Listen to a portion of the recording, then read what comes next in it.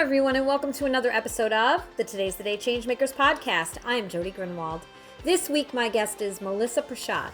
Melissa works for J.P. Morgan Chase & Company as a community manager in Newark, New Jersey. In her role, she builds and nurtures relationships with key community leaders, nonprofit partners, and small businesses at the neighborhood level. She is working to help advance racial equity by supporting Black and Latinx communities with tools and resources to help them improve their financial well-being. We talk about Melissa's personal journey, including being the single mom to a young son, going to school for her master's degree, all while working her full-time job. We often talk about mentorship on these episodes. Here, Melissa shares about the importance of creating and cultivating your leadership garden. She hopes that she is helping others and is included in their garden as well. Please subscribe to the Today's the Day Changemakers YouTube channel. Stream this podcast on all streaming sites. Reviews and shares are always welcomed and help us to be heard. Like us on Facebook and Instagram by going to Today is the Day, Live It. To learn more about Today is the Day consulting and coaching services and the new Today is the Day Changemakers Connective, go to todayisthedayliveit.com. Sign up for our mailing list to be notified when new events and networking opportunities become available. Also, I am the CEO and co-founder of the Zach G. Applaudor Kids Foundation. To learn more about how the organization is connecting children with a financial need to an ongoing creative outlet, go to applaudourkids.org. The views expressed by all Today's the Day Changemakers podcast guests are their own. Their appearance on the Today's the Day Changemakers podcast does not imply any endorsement of them or any entity that they represent. Have a great week, everyone. Hello, everyone, and welcome to another episode of the Today's the Day Changemakers podcast. I am Jody Grunwald, and as I say every single week, I get to interview the change makers, the inspirers, those who are disrupting the status quo in their communities. And today I have Melissa Prashad. Hi, Melissa. How are you? I'm great, Jody. Thank you so much for having me.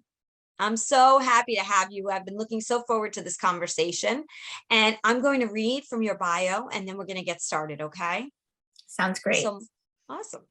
Melissa is a community manager in Newark, New Jersey for community and business development for Chase. She's a local ambassador for Chase, whose job is to build and nurture relationships with key community leaders, nonprofit partners, and small businesses at the neighborhood level. Melissa hosts financial health workshops, facilitates nonprofit partnerships, and offers community programming. She is helping to advance racial equity by supporting Black and Latinx communities with tools and resources to help them improve their financial well-being. So important. With over 15 years of experience in the financial services industry, Melissa has held a number of positions, including branch manager. She currently serves on the executive board of United Community Corporation and is an active board member of St. James Social Service Corporation. She lives in Union County and spends her free time with family, traveling, hiking, and volunteering with lots of local not-for-profits. So you are busy, Melissa, aren't you? And we haven't even gotten started yet. Yes, I am. I love to keep busy. So how did it feel to hear all of that? I always ask that question. It was overwhelming, but it made me extremely proud. Sometimes to just hear it, what you're doing in the community, how I spend my time and my days, it just makes me feel great. Oh, I'm so glad to hear that. So where did you grow up? Where did you spend your childhood? So a huge part of my childhood I spent in Queens, New York. I am a New Yorker. I was born in Brooklyn and I was raised in Rosedale, Queens. Wow, we have that in common. Both of us born in Brooklyn. I don't know if I knew that. So that's awesome. Yes, us New Yorkers stick together, right? Yes, absolutely. So what kind of child would you say you were growing up? On the shyer side, more outgoing? I was painfully shy. I grew up in a very structured and strict household. So, culturally growing up as a Guyanese young American, we, obeyed our parents. We listened to our elders, respected everyone, and we never spoke back. So as a child, I really, yes, mom, yes, dad. And I had a tough time making friends or being any form of outgoing. I'm a total 180. I can tell you that from now, but it was really hard. It was painful to raise my hand in school, and answer a question. I wanted to hide under my desk if I was called upon to walk on a stage to do anything or volunteer, in a school play. No way. I would never. I understand. And I say this a lot on the podcast. That was me. I never thought I could ever, be on camera and it's still painful to see myself or hear myself speak, but something clicks. There's a moment in our lives, I think, for some of us, not all of us, Right. that it clicks. And we'll go back to me asking you when that happened for you. But before we get there, I just want to know, what did you want to be when you grew up? Oh, wow. This has changed so many times for me growing up. I would say I left high school thinking I wanted to be a lawyer. I did go to a magnet high school where it was very focused on law and moot court and debate. And that was very challenging to me after having that experience, being so shy. I didn't think I could go ahead with it because I didn't want to public speak. I didn't want to have conflict. So it was even though I excelled at doing those activities and I added a lot of value, I believe, to my teams, I couldn't see myself standing in a courtroom, arguing with another attorney or, legal representation for something. But I ended up studying business and I loved it. I loved every part of it. I think I like the behind the scenes at the time of the policy writing and human resources and how to manage a business and what strategic planning was involved. That's what I thrived on. And so then what was that key driver that had you flip the switch from shy, quiet, not raising your hand to now working in the community and raising your hand to work with a lot of nonprofits? So it really started early in my career in banking. I started early on in my 20s as a young intern at Washington Mutual. They had this amazing internship program. And I interned for a year with a group of, community leaders, people that wanted to learn about banking. And we had to challenge ourselves and learn every role in the bank within a branch and then even outside, how to market, how to gain community trust. And within that year, I found, wow, I really like banking. I really like working with teams and getting out into the community, because everything for Washington Mutual at the time was grassroots. How you encountered your customers, you gave them breakfast bars and invited them to the branch. You held like silly days in the branch, like crazy socks or some sort of activity. There was always some kind of marketing activity happening to engage clients. And I was like, wow, I could do this. I really like it. And I ended up becoming an assistant manager for them in the Boca Raton market. And I was an assistant manager for about a year and a half. And the JP Morgan took over the bank in a very tumultuous FDIC seizing. It was quite an experience being a young banker, but changed my career trajectory, so to say. Becoming, with Chase taking on, I was actually promoted to a branch manager. And to be in banking in such a short time, but to earn a management role is very tough for any young banker. And so I knew I was very lucky, but I also knew I worked very hard to earn that spot. Right. And do you feel that that's when, was it before you became the branch manager or when you became the branch manager that you found your voice? I think I didn't find my voice until years later, but I started to get the itch for the community, to want to work, to empower people, to help people, to educate people. That was the time where I started in banking, was during the housing crisis in 2006 and to 2008, where things were really bad. And, you just kind of were faced with, how do I stay in my home? How did I even get this loan? Why did this happen to me? Where people were losing their homes because of bad loans or bad choices. People were losing employment. Banks were closing and disappearing, and people were in just disarray for what was happening. And here Chase was, their doors open, and we were given great tools to educate, to say, you need to learn about the FDIC and how that works and how you protect your accounts. We can show you, if something's happening, where to find your money or who, and just assure people that, their bank accounts were assured. Those were things, you sign up for a bank account, you don't realize the different parts to what protects you as a consumer. And I watched the evolution of the CFPB, bless you, being born. Thank you. To help consumers learn but protect themselves. So in that volatility and those moments where you saw your clients really struggling, it drew me to want to teach them more and be out in the community, helping, providing, going to local churches, going to local schools and talking to students. That's what I started to find this passion, and I started to be a little bit more outgoing and talkative. Well, it had to have been difficult, though, to see so many people coming through the doors feeling, defeated, Right. Thinking that they made the right choices earlier. And then, so just, just briefly, what was your way of working with them, and how do you, it almost puts you in this role of being a little bit like you have to almost be their therapist in a way, if you think about it, right? Because you're walking them through, a decision they made that they thought was the right one. And now they're sitting there thinking, I'm not going to have a home. And that's they're coming in very emotional. So what would you say was, your secret to trying to help them? Compassion, just being compassionate and listening, being a trusted community stakeholder, but partner.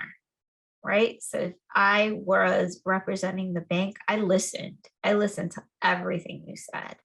I quiet and I took notes, and then I tried to lead you on to how we could do better and how we could remedy what was happening. But that empathy is key to any relationship, right? In and out of work. To really listen to the needs of the person that's speaking to you and connect with them and assure them that we can get through this.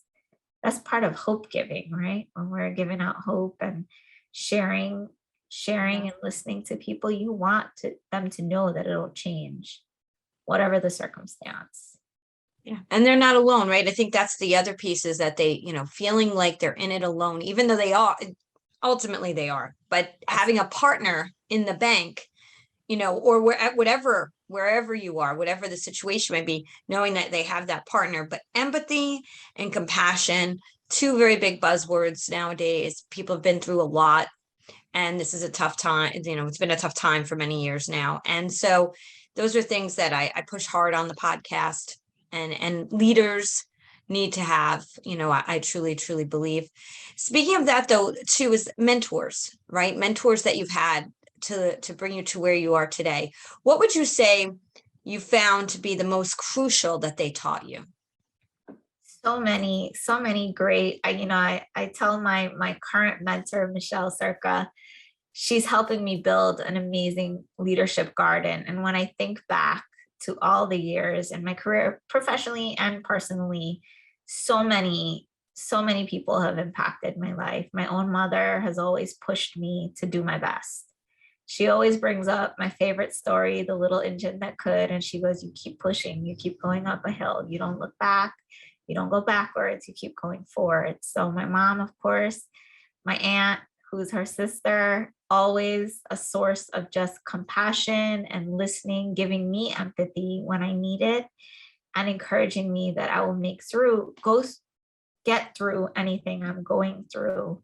And I've had phenomenal female leadership along the way, district managers that, not managed me, but worked with me and saw my talent and pushed me along the way. I could say at every bank that I worked at, I had phenomenal leadership. Sandy Broughton, Jennifer Smith from Investors or Citizens Bank now, but most recently, Michelle Circa has been the most compassionate female leader. She taught me so much in the last year that I've interacted with her. Varsha, and I'm gonna butcher her last name, from Wings from Growth, Varsha Bashimkami. Yeah, I know who you're talking about, and Okay. I don't want to do the same, and I'm the worst too with names too. And So I've I been totally get it. She has led me down a journey in her Wings for Growth program that, I gave a speech last night to the group, and I just couldn't, like, as I'm saying the words, I'm like, this journey was like life-changing for me. It really gave me a push in a direction that I thought I could never be in. And even if I think back to who I was a year ago, the confidence, the level of just everything today is so different. So I'm so blessed to have so many wonderful leaders in my garden that just keep helping me thrive and grow and be my best. I wrote that down, leadership garden. I think that's the first time I've heard that term, and I love it so much. It's a wonderful way to put it. Yes, thank you. Did you come up with that, or did somebody share? No, I read it. It was in Michelle had a speaker at one of her summits for New Jersey Business Association, and it was Joyetta Clark. Sure, I know Joanna, sure. Watering your leadership garden. And that was one of the things, it's on my wall to say, who is watering your leadership garden? Who impacts you? How do they make you feel when you engage with them? And how do they empower you? And personally, these are all individuals. I go back every now and then and I, send a text or a quick call, and there's something empowering that happens. So they remind me of something that I went through, that I got through, and they're like, look how strong you are. And that for me is phenomenal. Sometimes you don't realize the growth that you're going through. You just feel the pain at that moment, or the frustration, or the discouragement, and you just choose to keep going and pushing through, which you have to. But then when you look back and reflect, you're like, wow, I went through that. I did that, and I got over it. Yeah, so a couple of things here. Michelle Sakurka has been a mentor for me as well, back in 2005, and she's been on the show before. She was part of the International Changemakers Forum, and the NJBIA I consult with. And so it is, yes, you meet those people and you want to keep them in your life. Sandy Broughton, I know as well. So we have some of the same connections for sure. But the key is who are the cheerleaders? You know what I'm saying? So they're mentoring you, and they're on the sidelines watching you grow and seeing you grow. And like you said, keeping in touch with them, constantly tapping them on the shoulder too. Like Michelle will meet with me if I say, listen, I need your expert advice. And sometimes it's more of a friendship type of relationship. And sometimes it's, I need that, but it morphs, over time. And the other thing I'll mention to what you said too is, so many people listening may be in that space. Like you said, they don't know how they're going to get through this part of their life. But then in a year from now, they'll look back and be like, wow, or 6 months. So I always say this, and this is my mantra: when your why is greater than your how, anything is possible. And it's one step at a time. Mentorship, talking to people who believe in you, sometimes more than you may believe in yourself in that moment. So I love what you shared. Everybody find your leadership garden and water it. I love that, Melissa. Yes. Keep watering it and keep growing it, because you never know. You never know if you're in somebody's leadership garden, right? I look to be in someone's leadership garden. I think I cheerlead really great and add value and find ways to connect. I hope I'm in somebody's leadership garden. I believe that. I believe you're in probably many leadership gardens. But the key is, I don't think we know the impact we have. And then sometimes we get a glimpse of it, but a lot of times it's quiet, and it's people are listening, people are hearing. It's just like those posts that we post on Instagram and Facebook and all of that. People get upset. They don't have a ton of likes yet. Right. So many people have seen it and they've taken it in. They just didn't like it. And so I think sometimes we have to take a breath and just do what we do for us. And whoever needs that message holds on to it and grows with it. Yes. So why don't we get into a little bit more of your role at Chase, since we're talking about banking right now and leadership and all the great things that you're doing. So you're building and nurturing relationships with key community leaders. Talk a little bit about your role and what you're doing, because there's so much to your role. This community manager role at JP Morgan is just an amazing role. I truly believe it was made for me, and it came to me at a point in my career where I was ready to take the next step to continue to do what I'm passionate about and marry that with my professional career growth, development, what I want to do.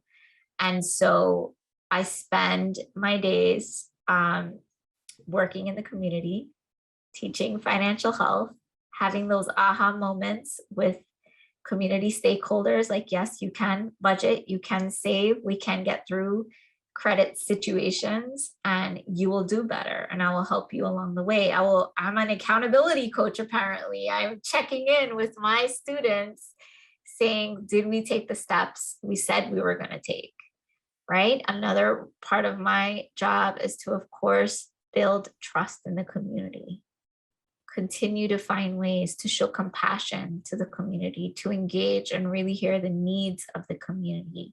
What can we do better as humans? Not only a bank, as humans, can we give some sweat equity because we need help? This organization needs help, like volunteering. Can we help with a community garden? Do you just need me to pass out, food distribution or mentor some youth or adults? Adults need mentoring too, right? I'm an advocate of adult mentoring. Okay. Adults need to hear that there's growth in their journey, and so many take away good and bad so that they can apply it to the future, right? I tell that a lot in the story I share of myself, the many parts of the story that I have, from growing up to work experiences to my personal experiences. And then, of course, ensuring that we have a diverse workforce, right? I'm part of that diversity factor. I'm proud Guyanese American. How many can say that they came this far and they're doing these things? I'm here to inspire the young Guyanese population in Newark and New Jersey, anywhere, to say you can make it. You can do great things and impact others. Pam 10 is a leader in IT enterprise solutions and staffing. They are driven to transform their clients' business performances. They do this every day by providing their clients with the best services and products like BizLego, an online community platform, and Colear, a unique learning management system. They also transform the lives of women and children through their associated nonprofits, SheTech, which supports women in and joining the technology field, and Softkin, support organization for kids in need. Pam 10, technology for social good. Go to pam10.com for more information. So I know that you are working to help advance racial equity and supporting Black and Latinx, the communities with tools and resources. Share some of the things that you're doing right now to help them to find financial well-being.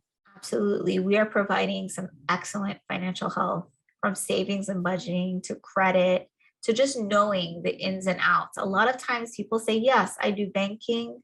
I have a bank. They're not sure what budgeting is. What do I need versus what do I want? How am I spending my money, and how am I in control of it? What tools are available that the bank provides that are free? No strings attached. Use our budgeting tool. Try our credit journey to learn about where you are in credit and how you can improve or what's holding you back, and then set a plan for how to improve it. We are providing pathways to affordable housing through education. Many people say, I want to own a home, I want to buy a home, but they don't realize what's entailed in that, those nuances that come in, like mortgage insurance, or what's the right program for me, or what is a 3% down versus a 20% down do for me. It changes everything, and they don't realize that. They're just lured by, I don't have to give as much as I thought and I can get it, but what happens next? and things to think about after being a homeowner. How are you still going to plan for when your boiler explodes, or a window breaks, or there's some sort of roof leak? You still have to plan for that. We're talking to them about all those ideas because we want to have home ownership increase, especially in these Black and Brown communities, but we want to ensure that they're responsible and they have an idea of what they're going to face. There's a lot of education played in this. We are supporting small business through small business mentoring and coaching. We offer certification as well as education. So I was lucky enough to host a small business event with an amazing organization, Equal Space and New Jersey Development Action for the city of Newark. And we had so many participants just come and learn about cash flow. When can you just sit and learn with no strings attached about how to improve your business cash flow? Right. And we have amazing consultants. I have an amazing partner, Jumoke Fabugame, and she is so caring. So we connect immediately because we both come from a place of empathy and caring when we're working with anyone. And she has coached businesses from just being like, how do I grow, to phenomenal growth with ideas, with self-development of the organization. It's great. It's so great. And then hiring the diverse workforce, we're looking in our communities. We're looking for individuals that we can grow and bring on to our organization to keep this work going. It is very important that that we're out there doing that type of work, and I'm so glad that you are, and bringing such love and empathy and wanting to help people learn and grow. It's unique for banking, I feel like, to do, I love the fact that you're the community manager and you're out in the community. I see your pictures on LinkedIn. I see how you're volunteering and you're giving back. You're not speaking at people. And I think that's another thing too. People don't want to be spoken at. They want to feel like they are a part of. Yes. And sometimes that's why people don't show up to things, because they feel like they're less than. Right. But in the case when you're coming from compassion and empathy, it's empowerment. And that's another key word lately, is you're empowering people with the knowledge that they need in order to do the things they want to do. Absolutely. Does that sound right? Absolutely. Empowering with just being comfortable to ask questions, to say, I don't know if I can do this. And I show them how. That's that self-discovery part where we take everything apart that's happening. I ask a lot of questions in my financial health events, and I get a lot of questions, and I open them. I honestly share my experiences with financial health, from what I saw growing up to what I've experienced along my journey to where I am now. Very different, but I saw a lot of the mistakes, right? We call it money baggage, that my parents made, and how that impacted me. And I bring that up to say it's happening, right? Generationally in our communities. How do we put a stop to it now? How do we say, I'm going to look that practice in the eye and change it from just a practice to a best practice? How can I do better? How can I show my kids, like my son, how to do better, how to think about money differently? So I'm glad you brought that up. It's a good segue to talk a little bit more about, your background a little bit. You've had some things going on in your own personal life. And I think what's really important is for those that are out there to hear, our journeys are not a straight line. They're never a straight line. And like you said, baggage, right? That we bring all of that with us, but it also educates us, or if we allow it to, helps us as we move forward. So when you were growing up, were you in a situation where money was, budgeting was something that your family was doing, or was that not something that was happening? I think at the very beginning, as a young person, I saw my parents constantly working. We were constantly working to make ends meet, to have, to survive, right? My parents came from Guyana at 16, 17 years old. They had no education.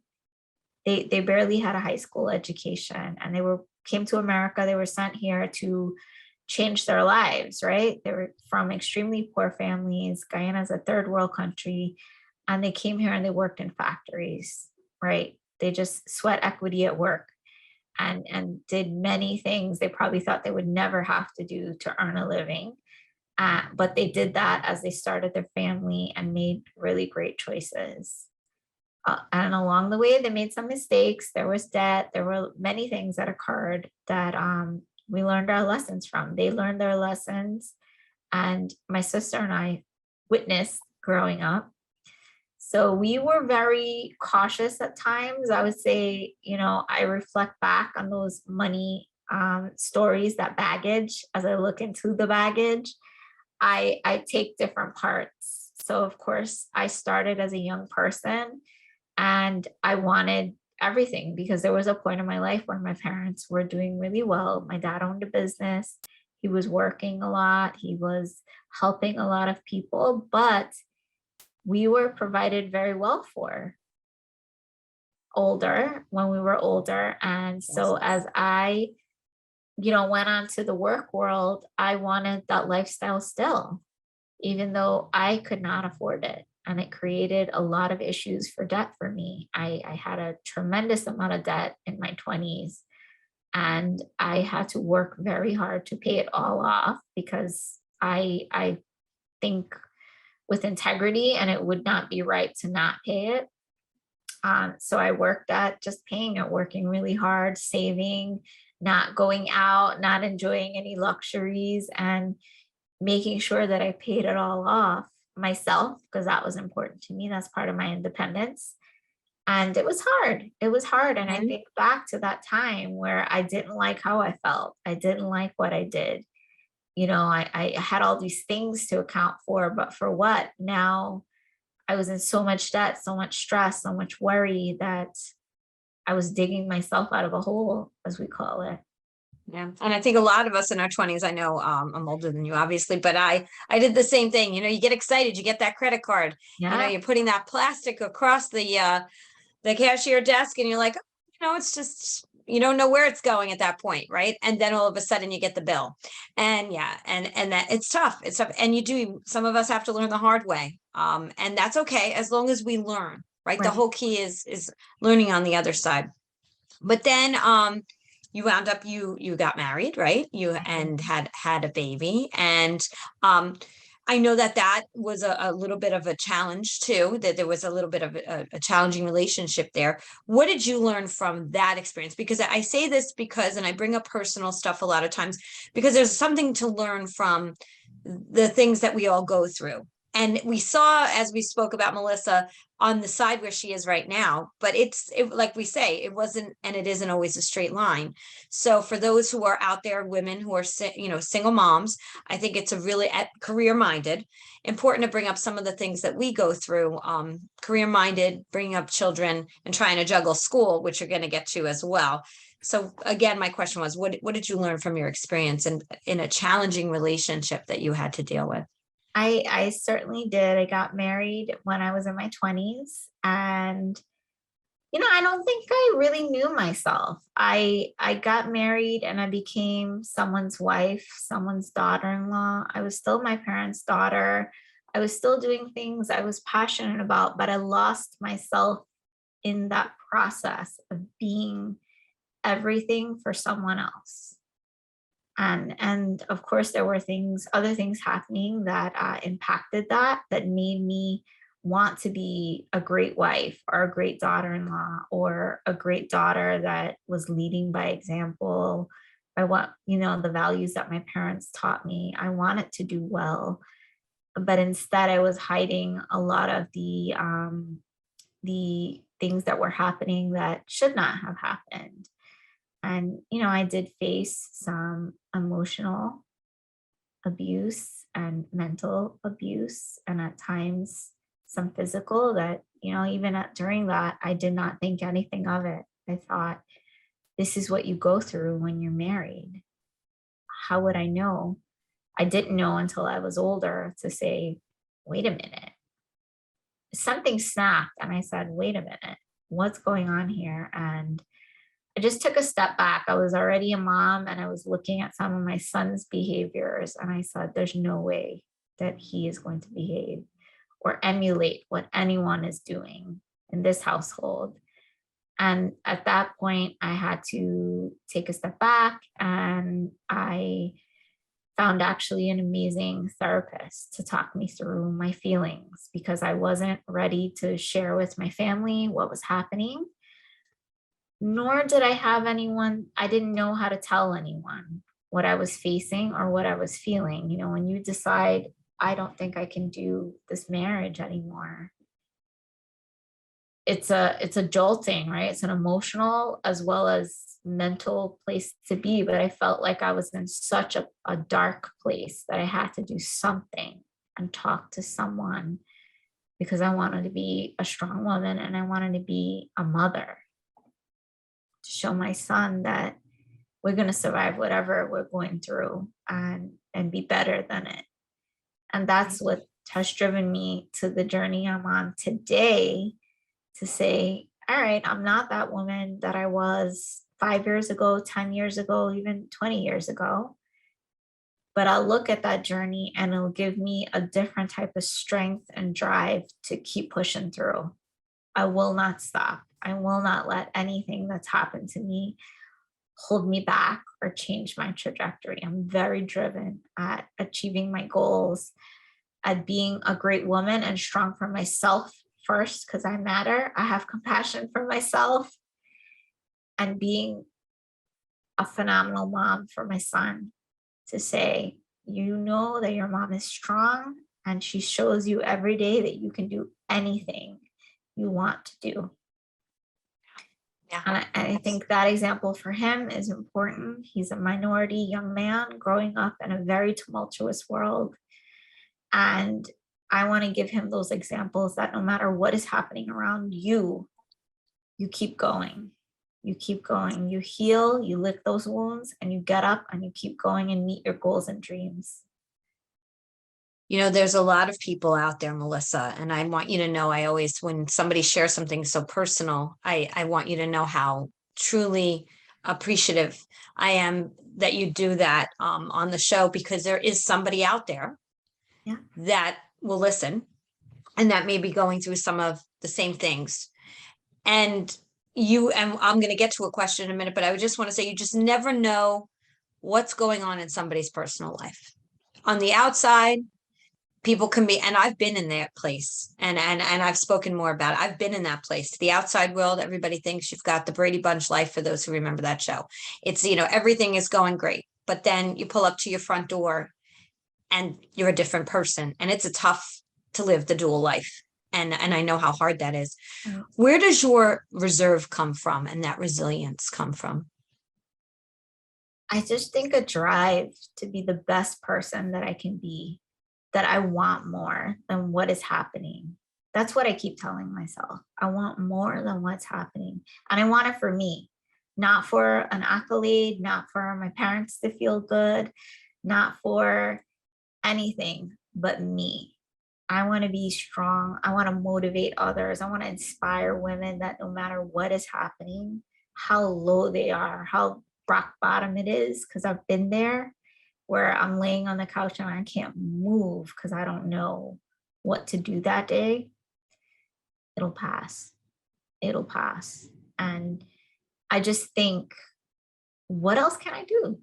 I think sky's the limit. Anything is possible these days. I could, go on to be a great woman speaker. I can go on to do more work in the community. I can continue to talk to young girls and mentor them and tell them what's happening right now is something that they're going to get through, or give them hope that they can be a great community manager one day, or have a great career in banking, or be an amazing mother, be a college graduate, get their master's degree.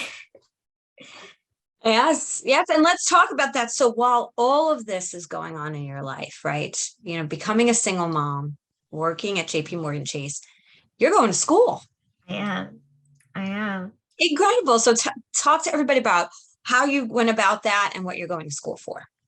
So I just said getting my master's degree was a 20-year dream of mine. I did not get to do it early on through just, I think, lack of encouragement. on my part and support.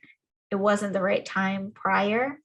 The right time presented itself now. I believe everything happens for a reason.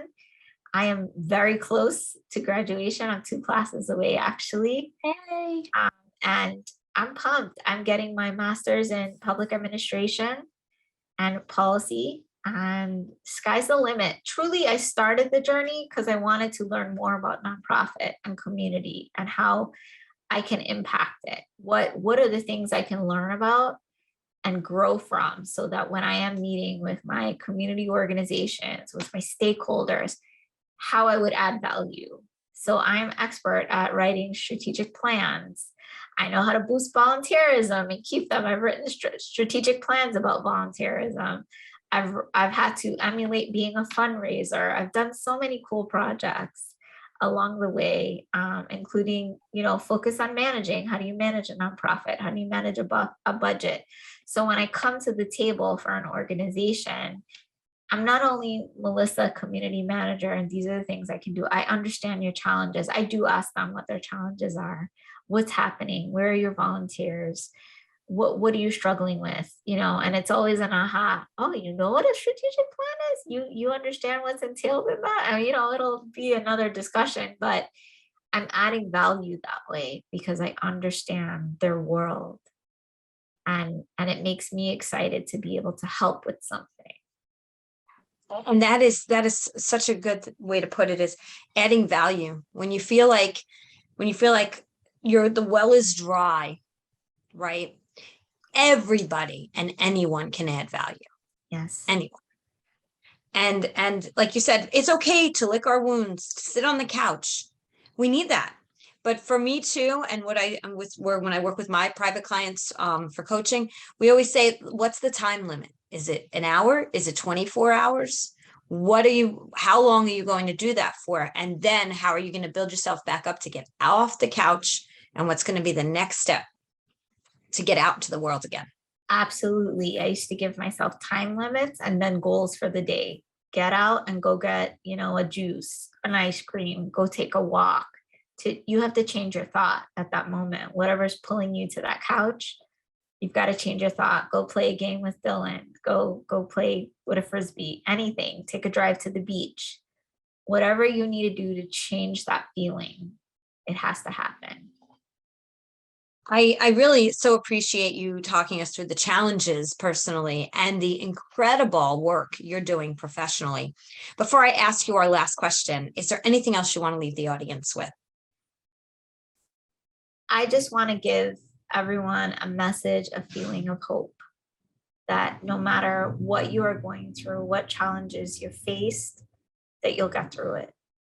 Be determined to get through it. That's all I can tell you. Have that determination and do things to empower yourself, do things to develop yourself. Read books, take classes, courses, certifications, anything. There's so much out there that I've learned about in my journey to say, wow, why didn't I ever know about these things? I'm so excited. I don't know. There's only so much I can hold on my plate at a time, but there's so many things that I want to experience and learn and take in. I'm a lifelong learner for sure. And water and grow, cultivate your leadership garden, because you do need a support system, personally and professionally. You need to know who's rooting for you, truly and genuinely rooting for you and cares about you. Who can show you vulnerability? Who can give you compassion? Who can give you career advice? Who can call you out when you are not doing the right thing based on what you say you want to do? I have all of those parts, and I'm constantly growing my leadership garden. Jody, you're in my leadeship garden. Oh, You've given me so many things to think about in the last 3 months that we've met, that you inspire me. Well, right back at you, because you inspire me. And I just love, I'm so blessed to share your story here and have you now part of the Changemaker movement is what I call it, and get, hopefully introduce you to some others that you'll be in their leadership garden, they'll be in yours mutually. I think it's always wonderful when there's that mutuality. But I think that the other piece is being open. You're so open. to the learning. And no matter how old we are, sometimes we get closed off. We think we know everything. Nobody knows everything. It doesn't matter how wealthy you are. It doesn't matter how smart you are. You can always learn more. You can always connect more. It's all about who we are on the inside, not how much we have in the bank, although we should always be budgeting correctly. I'm 100%. Yes. But it's also how much we have in our emotional bank. You know, that's also wealth. So that's important. Absolutely. So Melissa, what is the footprint that you're creating right now that you want to leave behind? My footprint would be to change the communities that I impact, to help women that are in shelters that have gone through their own victimizations find their way, help them with career paths, career building, conversation, being in their leadership garden. I want to help people achieve their dreams, whatever that is, through financial health, through support, through a kind word. I'm here to give empathy. That's why I'm doing the role that I do. I'm in the community listening and then finding ways to help, no matter what it is. Beautiful. How do people find you? They can find me at 570 Broad Street when I'm in the office. They can find me on LinkedIn. I'm very active on LinkedIn because I love to share the exciting things that I'm doing. They can email me at melissa.prashad@chase.com. And my phone number for work purposes is 862-224-7736. That's great. That's great. There's plenty of ways to reach Melissa. And I think what's so important is if you have a question, if there's something that you need when it comes to finances, or you're confused or don't think it's possible, you need to speak to someone who's going to give you the answers with empathy, compassion, and really care about your outcome. Absolutely. Thank you, Melissa, for this great conversation. I so appreciate it. I could talk to you for hours. Absolutely. I agree. Same here. We've done that. Yeah, absolutely. And we'll have you back, some updates on things that you're doing in the community for sure. And we're looking forward to having you as part of the Changemaker movement now. And thank you again. And I'm going to say what I say at the end of every single podcast. Today is the day. You cannot go back to yesterday, and you do not yet own tomorrow. So what small or large step are you taking today to get yourself closer to your goal? Melissa Prashad, keep doing the incredible work you're doing. I'm so proud to know you. Thank you so much. Thank you, Jody. Oh, you're welcome. Have a great week, everyone.